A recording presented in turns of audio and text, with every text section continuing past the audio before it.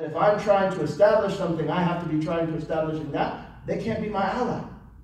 Right? I have to be with Allah and His Messenger in whatever I do. If it's against poverty, Allahu Akbar.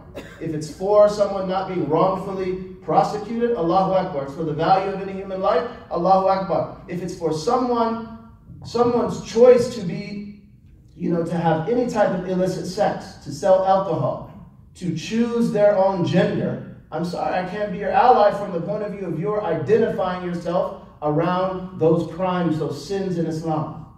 Right? So Allah subhanahu wa ta'ala says in that regard, إِنَّمَا وَلِيُّكُمُ اللَّهُ وَرَسُولُهُ وَالَّذِينَ آمَنُوا الَّذِينَ يُقِيمُونَ الصَّلَاةَ وَيُؤْتُونَ الزَّكَاةَ وَهُمْ رَاكِعُونَ. Surely your ally is only Allah and the Messenger and those who believe, those who establish the salah and give zakah humbly. وَمَن يَتَوَلَّ اللَّهَ وَرَسُولُهُ وَالَّذِينَ آمَنُوا فَإِنَّ حِزْبَ اللَّهِ هُمُ الْغَالِبُونَ. And if someone is an ally of Allah and His Messenger and those who believe, then surely the party of Allah, they will be triumphant.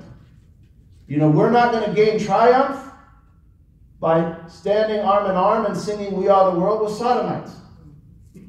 Right? And again, if we're talking about belief as a believing community, and I understand that in our engagement with other communities, particularly activists, like this is on the cutting edge of the discussion, sodomy is prohibited in the Quran by undeniable transmission. Right? In the religion, by undeniable transmission, that is a prohibited action. Right? Meaning, they call it ma'lum min ad-din bid-darura. You cannot deny that this is from the religion of Prophet Muhammad. You cannot deny that the religion of Prophet Muhammad ﷺ prohibits sodomy. Right? So a Muslim standing up and saying that, maybe, Lut's people, Lot's people were destroyed because of this or that and not that, and maybe they can marry, and we got even imams running around. So, and why do they have to pick a brother too? Run around and be that person. Because they like us to act queen, right? They like us to act queen, but this is extremely dangerous for Muslims to begin to ally themselves with those people and to begin to adopt that belief, because something that is undeniably known to be from Prophet Muhammad ﷺ's religion, at that point it is not an issue of law. It's no longer an issue of fiqh, it's an issue of creed. Because someone accepting that practice, it's tantamount to saying Prophet Muhammad ﷺ lied. Because we can't deny that he said it, and we know undeniably that he prohibited that action. So if we're going to align on social justice, we have to draw a line in the sand, and the line in the sand is that I'm first and foremost an ally of Allah, an ally of His Messenger, and an ally of the believers. And then in the light of Allah subhanahu wa ta'ala's book, all other relationships are formed. Right? I can be with you again against poverty. I can be with you against any type of tyranny that the Quran establishes, but I can't be with you if, Joe wants to marry James, Afwan minnik. And particularly we as black people, and I don't tend to make these juxtapositions, but those of you who have come to this society, the struggle for rights in this society is primarily a struggle of Native American peoples and African American peoples. Many of these movements. So please pay respects to these movements. Please pay respects to these movements. So for our foremost activists to stand up and say marriage equality for gays resembles interracial marriage and people will get over it, that's a big problem. I have a very big problem with that. My father married, a white sister. Allah preserve both of them, and had to speed out of town sometimes when he was traveling around for fear of being lynched. Right? So to say that Joey and James, just because whatever, they want to take a walk on the wild side, that's compared to one human being who Allah has allowed to be married to another, that's a big problem. La ilaha illallah Muhammadur Rasulullah sallallahu alayhi wa sallam. But hey, if it's justice, we got to have real talk. If it's justice, and we would say, and alhamdulillah, there's big umbrella organizations, but if you have those speakers participating that have that kind of a background, that needs to be addressed. It needs to be addressed. We cannot align ourselves, for instance, with homosexuals, radical feminists. I'm sorry, ladies. I'm not sorry. We love our sisters, our queens. We uphold them. Men are the leaders of our community. Point blank. You know, so we put our girls in university, and if we're revolutionaries, you know, and I'm hesitate to use that term for a reason that hopefully Allah will give me time to allude to, but if we're revolutionaries, the least revolutionary thing I could do as a Muslim is turn the hearts and minds of my young people over to a bastion of disbelief in order to be educated. But these young ladies that are coming out of these universities, and much of the education, it has Marxist undertones, it has atheistic undertones, it has secular undertones, and they're coming out, and our sisters are joining with essentially, you know, Western Europe's problem between the genders and attacking our brothers. That's something we can't align ourselves with. It has to be in the prophetic tradition and in the African American tradition. And this applies to black men. This now, you brothers who have immigrated here, it applies to you as brown men. Part of the Pharaonic strategy is to destroy the men and uplift the women. We know this. So our sisters, part of the movement in this country is that our sisters stand behind their brothers and support their brothers because they recognize that this was part of resistance of white supremacy. So when we have our major social justice activists, our girls, they're young women. You know, we even heard some of the national leaders say that after a certain incident, well, we need to have one of our women up there. Do you understand what that's doing? I'm going to send my woman into combat with this tyrant, this devil. No, we're not sending you, ladies. Not because we don't respect you, because we have to protect you. La ilaha illallah. Muhammadur Rasulullah sallallahu alaihi wasallam.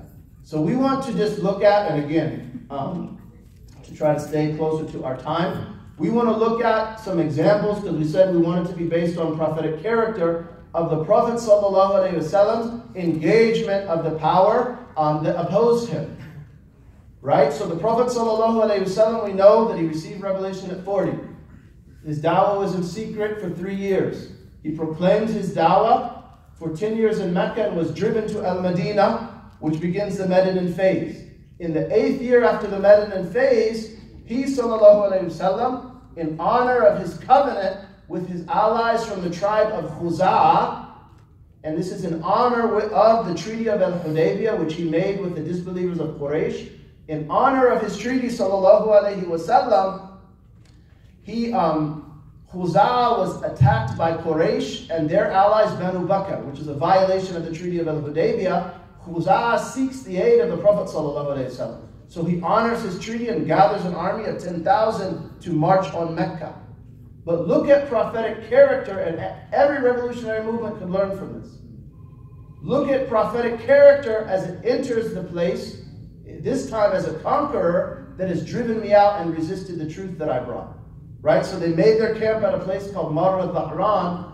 Abu Sufyan is captured, right? He's scouting and he's captured and he's brought to the Prophet ﷺ. What does the Prophet ﷺ do? Does he execute him? Does he torture him? Does he dishonor him? Right? He invites him to Allah. And Abu Sufyan, radiallahu anhu, he says, how very forbearing you are and how very noble you are. Right? Because what would someone else have done? That would have been that. Omar was trying to kill him, radiallahu anhu. He was riding on the mule of the Prophet ﷺ behind his uncle Al-Abbas, and Omar is chasing them, hoping that he can kill Abu Sufyan before the Prophet ﷺ gives him a guarantee of safety. The Prophet ﷺ gives him amnesty. So when my Imam so-and-so says something I disagree with on race, do I tear him down and assassinate his character? Or do I try to qulu lahu qawlan layyinan? Speak to him gently as the Quran would have us do. Right? So the Prophet ﷺ speaks to him, reasons with him, and he embraces Islam. The next day the Prophet ﷺ suspends him at a pass, right? Where the army can pass by and he can see the whole army. And he's amazed and he keeps seeing group after group. He says to Al-Abbas, the power of your nephew is great, right? And he says something that every social justice or revolutionary needs to think about. He says, this is not a power or this is not monarchy. Hadi nabuwa. This is prophecy, right? We're not interested in someone's seat of power. We're interested in seeing Allah subhanahu wa ta'ala's revelation established on the surface of this earth. You know, and as we'll see, he left certain powerful people in their position, sallallahu alayhi wa sallam. He wasn't interested in them in their power. He was interested in the truth and Allah's word being established, sallallahu alayhi wa sallam. So he's seeing this, and then the Ansar come, and the Ansar, Sa'ad bin Ubadah, he couldn't contain himself. He said, today is going to be a rout. Today, Quraysh will be disgraced. Today, killing will be made lawful at the Kaaba. He said, Al-Yawm Yawm Malhama. Today is a rout. Al-Yawm Tustahall al-Kaaba. Today, killing at the Kaaba will be made lawful. Al-Yawm Yudhillullahu Fihi Quraysh. Allah will disgrace Quraysh today. So the Prophet, Abu Sufyan complained, and he said, did you order the massacre of your people? And he said, no. And he said, Sa'ad said this. He said, Sa'ad lied. Right? The Prophet changed it, and it's a rhyme in Arabic. Right? Al-Yawm Yawm Marhama. Today is a day of mercy. Today the Kaaba will be clothed, right? It'll be honored. Today Allah will elevate Quraysh, right? And then he entered. How did he enter? Now when he's in charge, right? He has an irresistible force behind him. He entered with his head so low to Allah, in humbleness to Allah, that it almost touched the saddle of his camel, sallallahu alayhi wa sallam. So he entered, and he also entered, and again, he didn't disgrace Abu Sufyan. And Abbas, he said, Abu Sufyan, he's a proud man. So give him something, right? He's just been defeated, but give him something to uplift him. And he said, anyone who enters the home of Abu Sufyan, he's granted amnesty. And if you look at it, the only benefit of that was that it was honoring Abu Sufyan, because if they went into the Kaaba or the masjid, they would be safe. And if they closed their own door, they would be safe. But also he gave him mention, anyone who enters his house will be safe. The Prophet ﷺ secures the city. Sallallahu alayhi wa sallam. He rides around the Kaaba on his camel and points at the various idols, and they're 360, and they're welded down, saying this verse that we mentioned at the beginning, وَقُلْ جَاءَ الْحَقُّ وَزَهَقَ الْبَاطِلُ إِنَّ الْبَاطِلَ كَانَ زَهُوقًا. Say, truth has come and falsehood had perished, and the idols would fall to their faces, sallallahu alayhi wa sallam. There is a man named Uthman bin Mad'un, not bin Affan, right?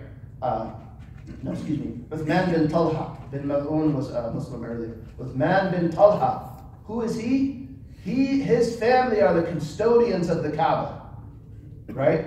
Uthman's family are the custodians of the Kaaba. During the days the Prophet ﷺ was still in Mecca, they would allow people to enter on Monday and Thursday. So he insulted the Prophet ﷺ, and the Prophet was just forbearing. He showed him, and he said, one day maybe, Uthman, you'll see this key in my hand, and I'll put it with whomever I wish. So he asked Uthman for the key. Right? And Uthman goes and he brings the key. The Prophet ﷺ takes the key, it's his. Right? He's a conqueror. He could make it with Abbas, he could make it with Sayyidina Ali, he could make it with other members of his family, he could put it with Umar bin al-Khattab, those who had supported him. Sallallahu alayhi wa sallam. Where does he put it? He gives it back to Uthman. Right? And he says, خُذُوهَا خَالِدَةً تَالِدَةً لَا يَنْزِعُهَا مِنْكُمْ إِلَّا ظَالِمٌ. Take it forever, eternally, only an oppressor will strip you of it. Right? And they say the verse, رُدُّ الْأَمَانَاتِ إِلَىٰ أَهْلِهَا. Return trust to the rightful owners. That's revealed concerning the circumstance. Right? So it's not like I'm just going to take over, massacre, the proletariat are going to overcome the elite, your heads are going to roll beneath the guillotine. Absolutely not. That's not prophecy. Right? It's establishment of human character, from the foremost of it, afwa, right? Pardon, granting amnesty. He also, sallallahu alayhi wa sallam, gathered them. He said, what am I going to do to you? Right? Those who had tortured his companions, martyred them, tried to assassinate him numerous times, made war on him for years, violated their own treaties, so now he's attacked them. So what am I going to do with you? Right? And their response is almost more miraculous than his statement. Why? Because it was the character he had demonstrated. They said, you're going to be good. A noble brother and a noble cousin, and any of us that are engaging in any action on behalf of the Prophet ﷺ, whether it's social justice, whether it's teaching, whether it's kitabah, we should ask ourselves that. What would they say of us if we asked them, how would we treat you? Because his most, vehement enemies, they anticipated from him good, sallallahu alayhi wa sallam. They anticipated from him honor, sallallahu alayhi wa sallam. They anticipated from him, sallallahu alayhi wa sallam, amnesty. So then he said, go and you're all free. He said, go and you're all free, sallallahu alayhi wa alihi wa sahbihi wa sallam. So if we were going to add to this discussion, we would say it has to be prophecy. If I'm going to speak on the black tip, the last thing I would do to resist the tyranny and white supremacy of America is imitate young people who had been taught their activism in universities where white folks are teaching them their values. Marx, Russell Means said in one of his, and you should look at it, it's a long article. He said, Marxism is as foreign to my culture as capitalism is. I'm not getting behind Marxists. I'm not getting behind feminists. I'm getting behind Sayyidina Muhammad sallallahu alayhi wa sallam because Allah subhanahu wa ta'ala guided us to this truth, and this is the most radical truth. The most dangerous thing that we bring is tawheed. The most dangerous thing we bring is tawheed. And the conflict, it's one of faith versus disbelief. It's truth versus falsehood. It's tawheed versus disbelief and shirk. That is the danger that we bring. That's what we contribute to any movement. That first and foremost, we are people of revelation. So that means women obey men and men are good to women. That's what it means no matter who likes it. And I don't care if white women got a conflict with their men. Take that somewhere else. I got a conflict with him too. You know what I'm saying? And I want to help save his neck from fire. But my girls are not going to be educated to resist white supremacy in an incorrect manner. They're going to be educated to resist it according to the Sharia of Prophet Muhammad sallallahu alaihi wasallam. If it's homosexuals, I'm not with you. LGBT all day. We're not with it. We're not with it. And if you're an activist and you're standing arm in arm with them, you're flipping a script on our movement because our movement is with Muhammad sallallahu alaihi wa alihi wa sallam. And then if we could just close with one specific advice, just to give something that is hopefully beneficial, because most of us, and this is an issue we have to work on, many of us are the elders, right? It's a lot of the gray hair in the community that is present, that right now in this country, there's a collapse of human values. People don't even know what a man is from a woman anymore. And this collapse is almost most vehement within the social justice community. So if we're going to make a contribution, we as Muslims have to make a contribution that repairs some of this dysfunction. And if we're the elders, there's something that's demanded of us as elders as we engage our young people. If we're young people, there's something that's demanded of us as we engage our elders. If we're the laity of the community, the common man and woman of the community, there's something that is upon us with respect to our scholars. And the Prophet ﷺ said, and this is a famous hadith, this is Ahmad's riwayah, لَيْسَ مِنْ أُمَّتِي مَنْ لَمْ يُجِلَّ كَبِيرَنَا وَيَرْحَمْ صَغِيرَنَا وَيَعْرِفْ لِعَالِمِنَا حَقًّا. Someone is not from my community who does not honor our old. Right? If we're involved in social justice, Imam so-and-so makes a mistake, he's still our elder. Kalima wahida. I have nothing else to say about it. If it's justice, according to the justice of Muhammad, we do not disrespect our elders. Right? وَيَرْحَمْ صَغِيرَنَا. We have to be merciful to these young people. We've ignored them, we've been selfish, we've left them on their own, and in some respects, in some of their movements, we're letting them off. Right? Harshness isn't going to work. We have to give them what the Prophet ﷺ told us to give young people. Those of us that have the gray hair, we have to be merciful to these young people. But the young people, I say to those of you who are young, you have to be respectful to the old, and also the right of our scholar must be acknowledged. As our community, if we're tearing down our scholarship week after week, we're tearing down really the strongest foundation in terms of human resources in our community. Because what is a scholar? The scholar is someone who connects you to the revelation. And this revelation is what makes us the community that we are. Forgive me for taking more time than I should have. Wa sallallahu ala Sayyidina Muhammad wa alihi wa sallam. Alhamdulillahi Rabbil Alameen. Alhamdulillah, barakallah feek. Inshallah ta'ala, we now have, thank you very much, Shaykh, the previous speakers. And at this point, inshallah ta'ala, I want to bring our attention to our keynote speaker. First question I want to ask this to all very quickly. Who is it that knew that there is ICNA Council for Social Justice? How many people knew that?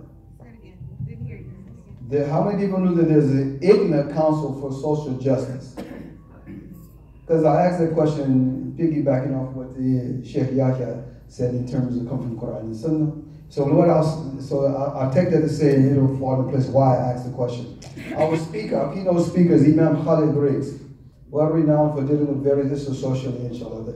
He's the Muslim chaplain at Wake Forest University in Winston-Salem, North Carolina. He's Imam for the Community Mosque of Winston-Salem in North Carolina. He's Vice President of the Islamic Circle of North America, which is ICNA, and he is the chairman of the ICNA Council for Social Justice itself. And this is the reason why I asked that. I repeat, he is the chairman of the ICNA Council for Social Justice. So inshallah ta'ala, with no further ado, I'd like to present our keynote speaker, Imam Khalid Griggs. Bismillah. Bismillah ar-Rahman ar-Rahim. Ashhadu an la ilaha illallah wahdahu la sharika lahu. Wa ashhadu anna Muhammadan abduhu wa rasuluh. Assalamu alaikum. Brothers and sisters, after listening to Shaykh Yahya and our distinguished panel here, I would like to just hand the mic back and say, I say what you guys say. It's no need for me to say anything. You've heard it all. I mean, alhamdulillah, very insightful presentations. But since I am here, I will take just a few moments of your time to talk about this role of Muslims and the social justice movement in this country. And the first thing I'd like to add, I mean, I'm not going to be angry with you because you don't know what the Council for Social Justice is. I mean, that's most Muslims across the country right now do not know. It's actually a relatively new initiative on the part of the Islamic Circle of North America. And this new initiative is trying to encapsulate, to just as Shaykh Yahya has said, we want to bring an assertive Muslim involvement in the life of the general community. And that is sharing the values, sharing the mores, sharing the tradition. While at the same time not looking at ourselves as being aliens from another planet, that we are a part of the communities in which we live. But there should be a separation between our being a physical part of those communities and being observers to what's happening in and to the communities of which we are a part. So I just want to, because I'm a true believer that history is truly a prologue, that not only studying the history of the Prophet Muhammad ﷺ, but studying the history of other social movements, studying the struggle of human beings to achieve human dignity, to achieve justice, that study, we will be rewarded by studying movements that have come before us, particularly as it impacts the Muslim community today. So, with that having been said, I want to just make a very generalized statement, and that is to say that with the history of Muslims in this nation, particularly the history of African people in this country as part of the American landscape, there has not been a time in the history of this country in which Muslims have not been involved in some aspect of the campaign for human rights and human dignity.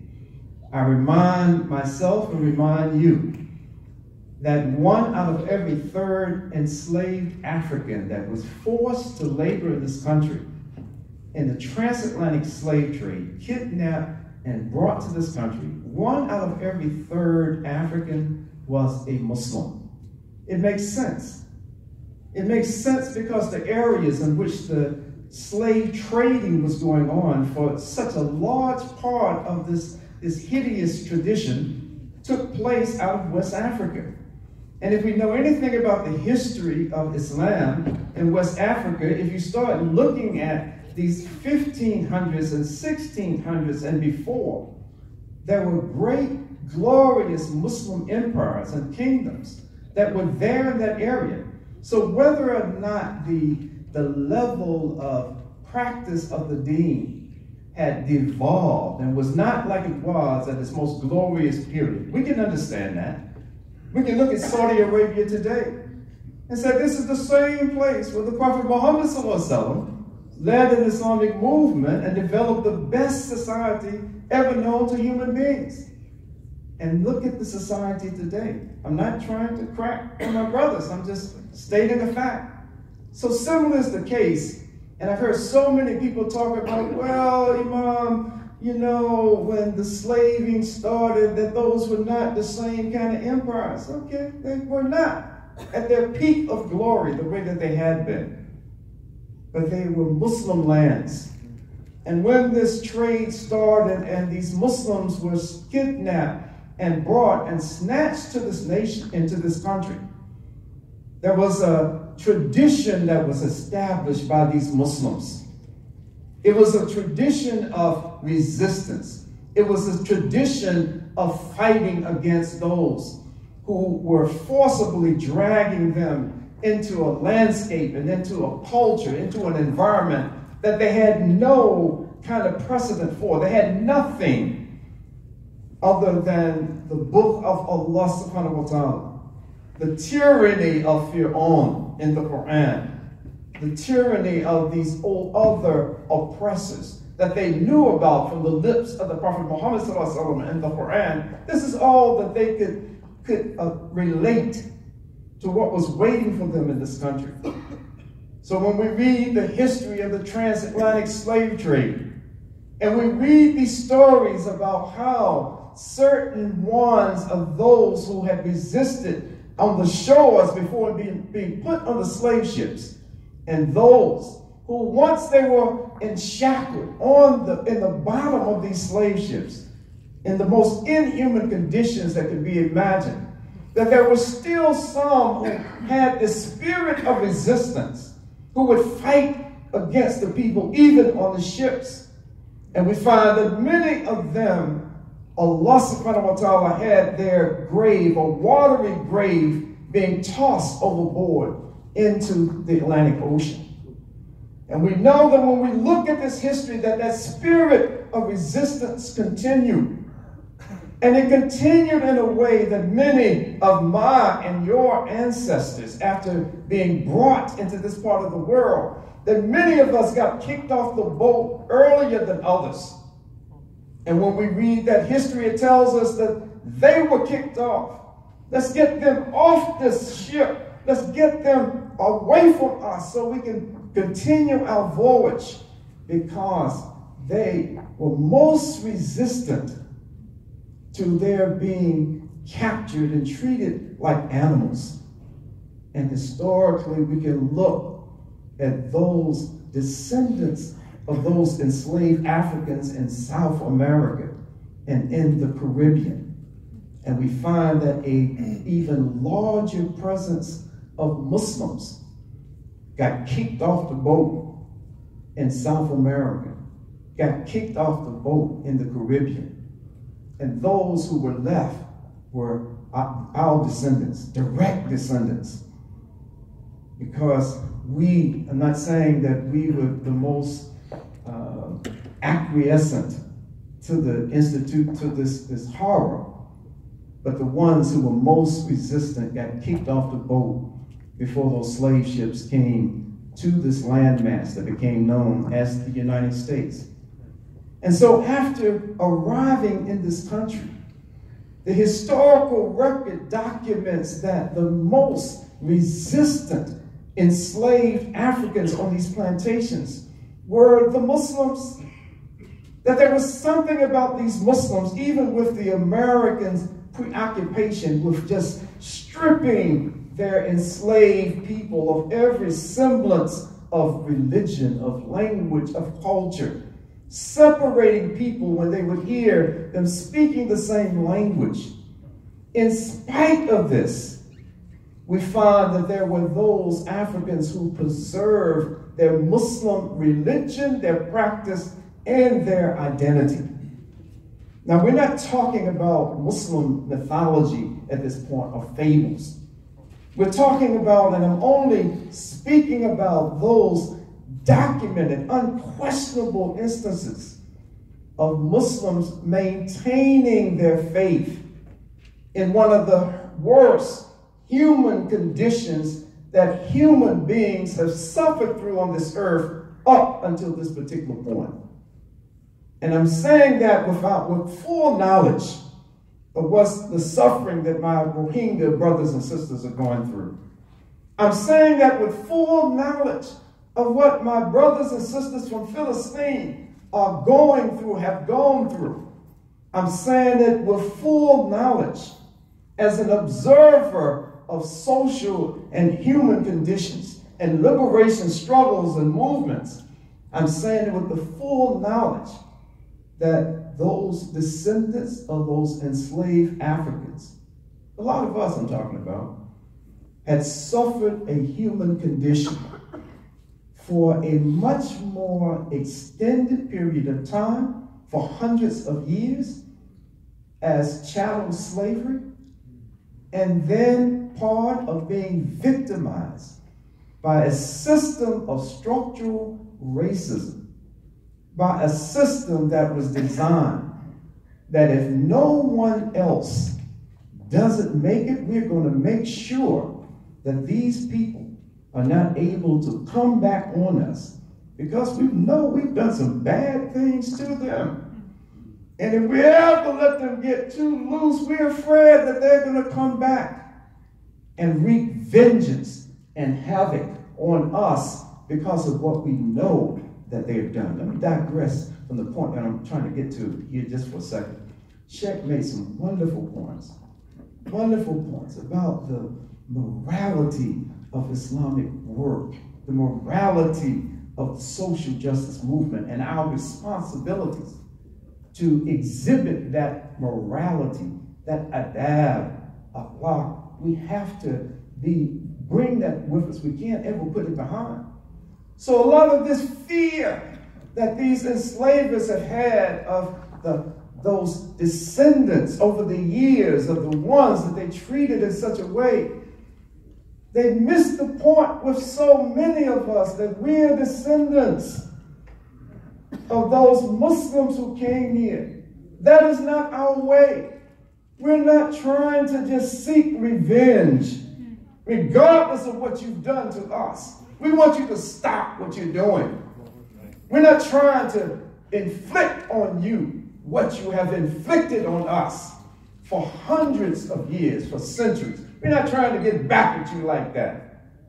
So what we find that on these plantations, in these areas, there were Muslims, in spite of this concerted effort to strip them of their faith. There are Muslims that we know who maintain this deen al-haq. They maintain their practice of Islam. In North Carolina, there is a masjid in Fayetteville, North Carolina. And the masjid is Masjid Omar ibn Said. Let me tell you a quick little story about Omar ibn